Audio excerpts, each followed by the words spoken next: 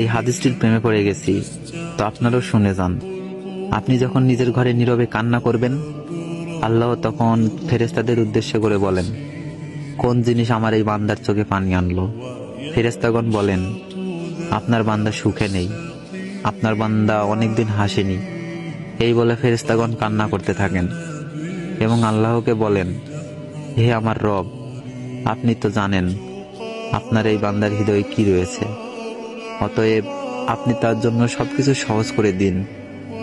আল্লাহ বলেন, আমার এই বান্দা এমন কিছু জীবন থেকে হারিয়ে ফেলেছে যে সে অধিক ভালোবেসেছিল।